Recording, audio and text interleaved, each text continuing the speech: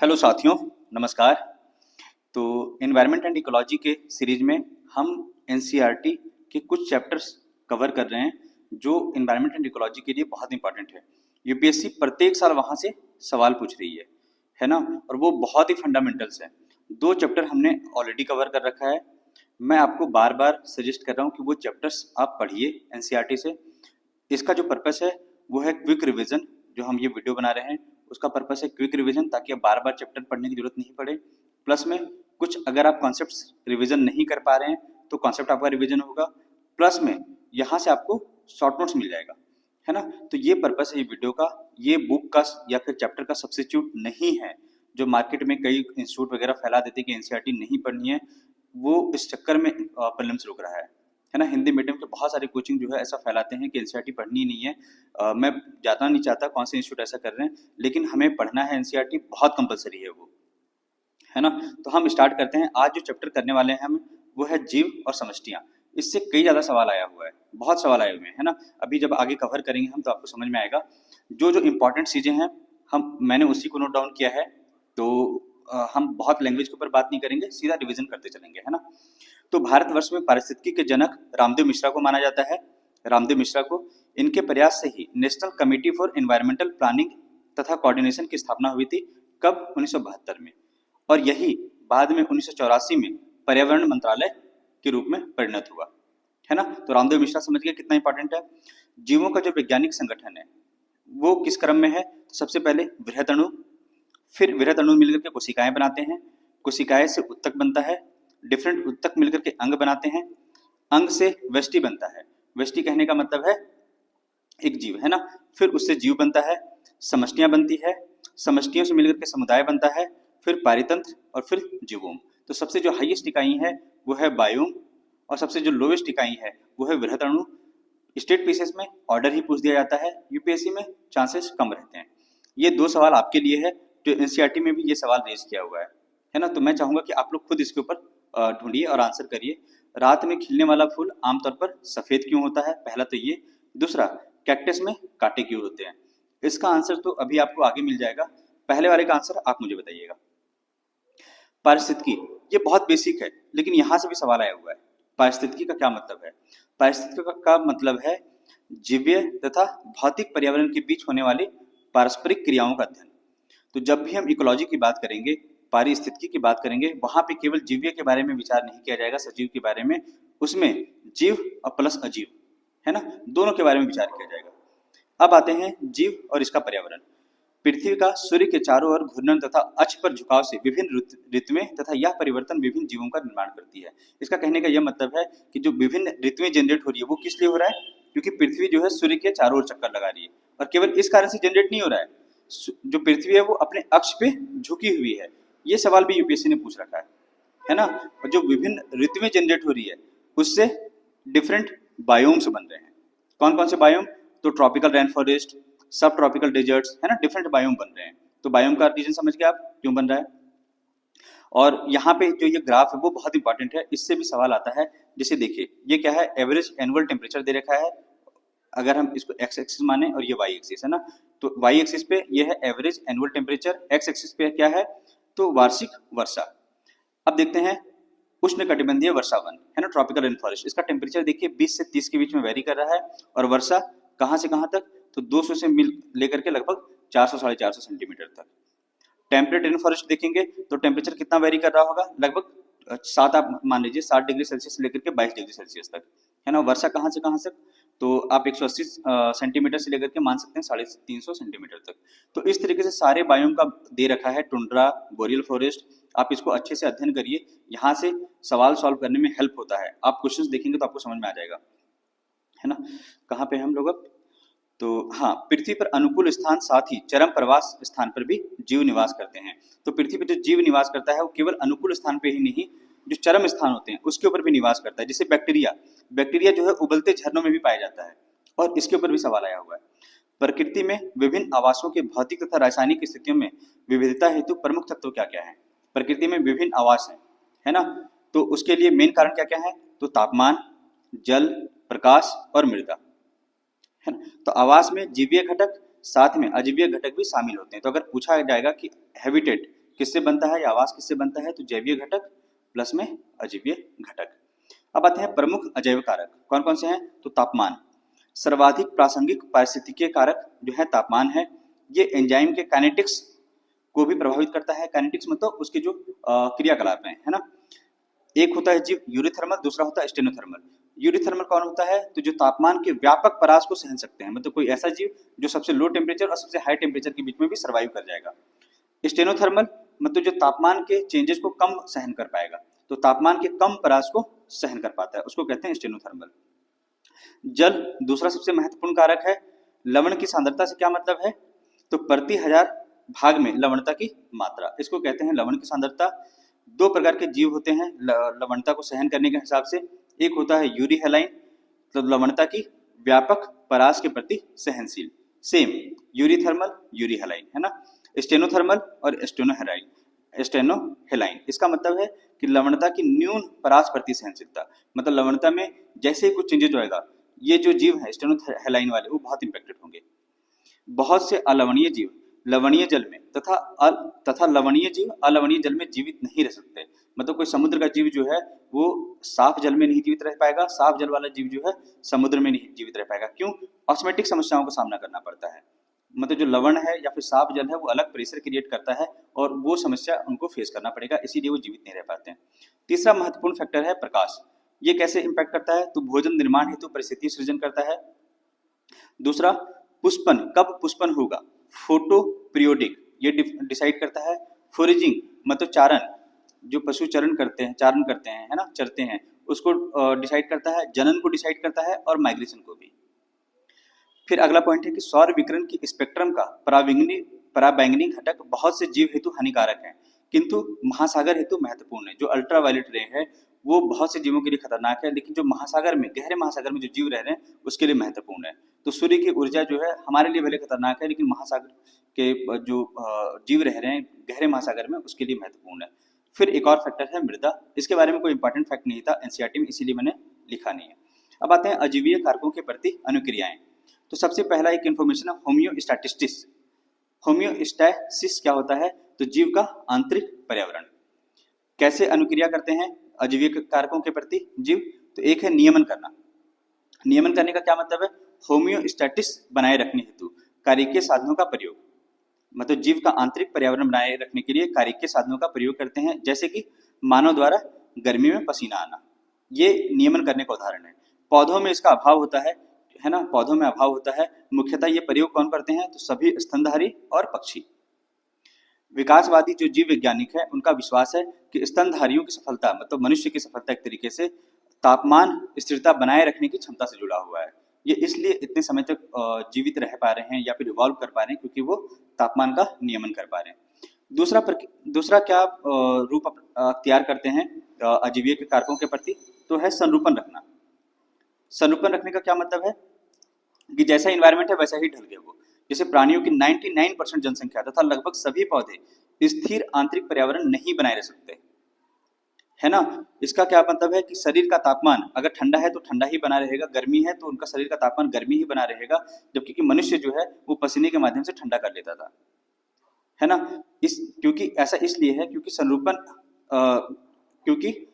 जो होम्योस्टैटिस है या नियमन करना जो है उसको मेंटेन करने के लिए बहुत ज़्यादा ऊर्जा चाहिए होता है, और सब जीवों के पास उतनी ऊर्जा है नहीं।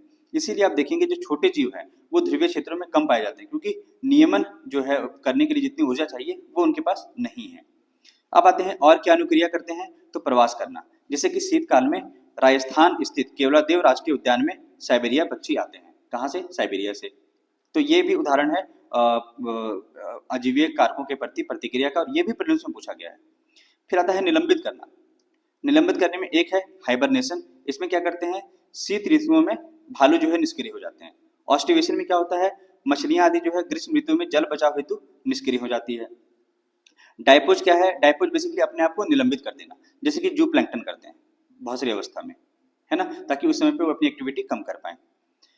फिर आता है अनुकूलन। अनुकूलन का क्या मतलब है, कार्यकीय सामंजस्य बनाए रखना और व्यवहारिक अनुक्रिया जो है मेंटेन करना एनवायरमेंट्स के प्रति। कुछ अनुकूलन जो है लंबे समय के कारण अनुवांशिकता स्थिर हो गए हैं। कुछ अनुकूलन जो जीव करते हैं वो लंबे समय के कारण अनुवांशिकता स्थिर हो गए। जैसे कि कंगारू कंगारू क्या करते थे, जल आवश्यकता की पूर्ति हेतु आंतरिक जो वसा होता है उसका ऑक्सीकरण करते हैं, है ना, और साथ में जो मूत्र है उसको सांद्र करके रखते हैं, सांद्रित करके, और फिर जल आवश्यकता पूरी करते हैं। और ये क्षमता जो है एक जनरेशन से दूसरे जनरेशन में जाती गई और आनुवंशिकता स्थिर हो गया। अब उनके बच्चों में भी ये क्षमता है। दूसरा, मरुस्थलीय पौधे, वो क्या करते हैं, तो पत्तियों की सतह मोटी रखते हैं ताकि जल को स्टोर कर सके। रंध्र जो है उनका गर्त में होता है, बहुत गहरा होता है ताकि कम से कम वाष्पोत्सर्जन हो। फिर कुछ पत्तियों में तो कुछ में तो पत्तियां ही नहीं होता, कांटे रूप में होते हैं ताकि जल का हानि जो है न्यूनतम हो सके। और जो प्रकाश संश्लेषी रंध्र है उनका, वो दिन के बजाय रात को खुलता है ताकि पानी की हानि न्यूनतम से न्यूनतम हो। ये प्रीलिम्स में पूछा गया है और एक बार नहीं 2 से 3 बार पूछा गया, यही बात है। फिर आते हैं ठंडी जलवायु में कैसे करते हैं जीव नियमन। तो स्तनधारियों के कान और जो पाद है मतलब पैर जो हैं वो छोटे होते हैं ताकि उष्मा की हानि न्यूनतम हो सके। इसी को एलन का नियम कहते हैं। अगर पूछेगा यूपीएससी के एलन का नियम क्या है तो बता देंगे। जलीय स्तनधारी जो होते हैं उनमें वसा की मोटी परत होती है जो उष्मारोधी के रूप में कार्य करता है ना। तो ये भी एक नियमन का तरीका है। तुंगता बीमारी मतलब जो मैदानी क्षेत्र का व्यक्ति है अगर ऊंचाई क्षेत्र में जाएगा तो उसको बहुत सारी प्रॉब्लम होगी। उस प्रॉब्लम का सामना कैसे करता है वो, तो लाल रुधिर कोशिका जो रेड ब्लड सेल है उसका उत्पादन बढ़ा देगा वो उसका बॉडी, और हीमोग्लोबिन का जो बंधनकारी शक्ति है क्षमता है वो घटा देगा, है ना। हीमोग्लोबिन की बंधनकारी क्षमता घटा करके तथा श्वसन दर बढ़ा करके। मेन प्रॉब्लम क्या होता है, तो शरीर में ऑक्सीजन की उपलब्धता कम हो जाती है हाई हाइट में जब जाएगा तो। ठीक है, यहाँ से भी सवाल आया हुआ है। अब आते हैं समष्टियां। समष्टियां का क्या मतलब है, किसी जाति के एकल जीव बजाय समूह। जब हम किसी एक जीव के बजाय पूरे समूह को कंसीडर करेंगे तो उसको कहेंगे समष्टि। जैसे कि वन क्षेत्र के एक सागवान पेड़ के बजाय हम पूरे सागवान पेड़ के बारे में बात करेंगे तो सागवान समष्टि के बारे में कह रहे होंगे, है ना। जो समष्टि होता है वो आपस में संसाधन साझा करते हैं, प्रतिस्पर्धा करते हैं, संकरण करते हैं। समष्टि के गुण क्या क्या है, तो जो जीव है वो जो डिफरेंट कैरेक्टर इन्वॉल्व करते हैं, डिफरेंट कैरेक्टरिस्टिक्स इन्वॉल्व करते हैं या फिर मेथड इन्वॉल्व करते हैं, वो समष्टि के स्तर पे होता है ना कि किसी एक जीव के आधार पे। व्यष्टि जो है जन्मता है या मरता है, मतलब कोई एक जीव जन्म लेगा या मरेगा, जबकि जो समष्टि है उसमें जन्म दर होगा और मृत्यु दर होगा। व्यष्टि जो है मतलब कोई एक जीव नर हो सकता है या मादा हो सकता है, जबकि समष्टि में लिंगानुपात होगा। पूरा जब समुदाय की बात करेंगे तो उसका लिंगानुपात अध्ययन किया जाएगा। फिर पर्यावरण प्रभाव आकलन किसी एक जीव के बजाय समष्टि स्तर पे ही किया जाता है ना। और समष्टि माप हेतु समष्टि घनत्व का प्रयोग किया जाता है ना। और जनसंख्या मतलब उसकी जनगणना के बजाय जैव भार जो है उसका उपयोग किया जाता है कि वास्तव में इसका बायोमास कितना है। और अगर आपसे यूपीएससी पूछे कि समष्टि की माप हेतु कौन सा पैमाना सबसे अच्छा है तो बायोमास, जैव भार। ठीक है, ये दे रखा है मानव समष्टि के लिए आयु पिरामिड का निरूपण। जैसे कि ये बढ़ती हुई जनसंख्या का है, ये स्थिर जनसंख्या का है, ये घटती हुई, आप पढ़ते ही होंगे इसको, है ना। जो समष्टि मॉडल है मतलब जो समुदाय ग्रो करता है उसका 2 मॉडल है। एक तो है चर घातांकी मॉडल, दूसरा है लॉजिस्टिक्स मॉडल। इसको कहते हैं एक्सपोनेंशियल ग्रोथ, है ना। तो जब संसाधन असीमित होता है तो फिर चर घातांकी वृद्धि देखा जाता है। इसमें अत्यधिक तीव्र गति से वृद्धि देखी जाती है। जैसे ये रेड वाला बहुत ही कम समय में बहुत तेजी से ग्रो कर गया, है ना, समय देखिए कम है। ये जो है लॉजिस्टिक्स ग्रोथ मॉडल है, मतलब धीरे धीरे इसको ग्रो कर रहा है और एक सीमा के बाद ग्रो ही नहीं करेगा। इसको कहते हैं कैरिंग कैपेसिटी। ये लाइन जो है कैरिंग कैपेसिटी की है।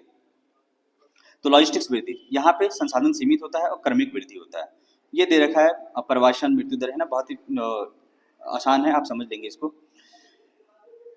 हाँ, जीवों में ट्रेट मतलब उसके कैरेक्टरिस्टिक्स, उसकी विशेषताएं, उसके अंग में जो बदलाव आ रहा है ना, वो कैसे आता है, तो अजीवीय तथा जीवीय घटकों द्वारा लाए गए प्रतिबंधों के संदर्भ में विकसित होता है।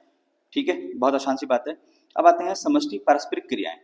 तो जो समष्टि व्यवहार करते हैं आपस में एक दूसरे से, उसके आधार पे कुछ डिवीजन किया गया है। एक है सहोपकारिता, स्पर्धा, प्रभक्षण, परजीविता, सहभोजिता और एमेंसनिज्म। बहुत सारे नाम से क्लियर हो जाएंगे और क्या क्या इम्पैक्ट है उस प्रिंसिपल का कहाँ पे यूज होता है वो हम देख लेते हैं। प्रभक्षण जो है बेसिकली एक जो शिकार जो है मतलब शिकारी जो है वो दूसरे का शिकार कर लेता है, मतलब पूरी तरीके से उसका खात्मा हो जाता है। आप ऐसे समझिए परभक्षण में इसका फायदा क्या होता है, तो जो परभक्षी, जैसे खरगोश को खा गया शेर, है ना, तो खरगोश जो है वो ऊर्जा के कंडूट के रूप में काम किया, मतलब उससे ऊर्जा ट्रांसफर हो रहा है शेर को। इसका फायदा क्या है इकोलॉजी में? तो शिकार समष्टि को नियंत्रण में रखने में हेल्प हो रहा है। जैसे ऑस्ट्रेलिया में जो नागफनी पौधा है उसको खाने वाले जो जीव हैं वो इसको कंट्रोल में कर रहे हैं। जो कृषि में हम पीड़कनाशी यूज कर रहे हैं वो प्रभक्षण के सिद्धांत के ऊपर ही उपयोग कर रहे हैं। फिर प्रभक्षण जो है जैव विविधता हेतु भी महत्वपूर्ण है। ऐसा कहा जाता है कि इकोलॉजी में परभक्षी जो है विवेकी है, मतलब सारा का सारा वो जो शिकार है वो खा नहीं जाएगा क्योंकि उसको आगे के समय में भी रहना है ना। परभक्षण से बचने हेतु पादप जो हैं वो बहुत सारे अलग अलग मेथड यूज करते हैं। जैसे कि कई सारे पौधे में आप देखते होंगे कांटे हैं, है ना, वो इसलिए है ताकि जीव उनको आसानी से खा नहीं सके। कुछ रसायन उत्सर्जन करते हैं जो उसको जो एनिमल्स वो खाते नहीं है। जैसे कि जो हम कॉफी वगैरह पीते हैं, अफीम वगैरह जो है वो सब परभक्षियों से बचने का उपाय के लिए रसायन उत्सर्जन किया गया है पौधों के द्वारा। निकोटीन, कैफीन, क्विनिन, स्ट्रिक्निन, अफीम, ये भी पूछ सकता है यूपीएससी आपसे, है ना। दूसरा है स्पर्धा। स्पर्धा में क्या होता है कि दोनों को ही नुकसान होता है कंपटीशन में। जो डार्विन है वो कहता है कि योग्यतम की उत्तरजीविता, मतलब दोनों में से जो बेस्ट होगा वो जीवित रह पाएगा।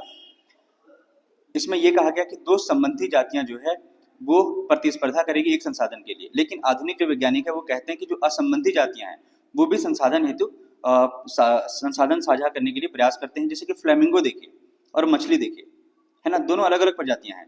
ये पक्षी है और ये मछली है, लेकिन दोनों ही जो है प्राणी पलवक को साझा करते हैं, जो प्लैंक्टन को साझा करते हैं अपने रिसोर्स के लिए।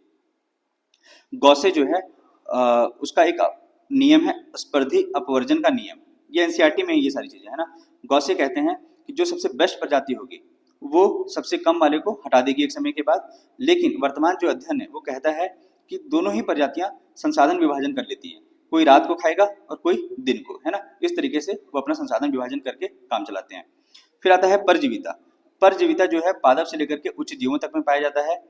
अनेक परजीवी जो है वो परपोषी विशिष्ट है, मतलब बस एक ही परपोषी के ऊपर टिके रहेंगे। जैसे गेहूं खा रहे हैं तो गेहूं ही खाएंगे, इस तरीके से भी हो गया।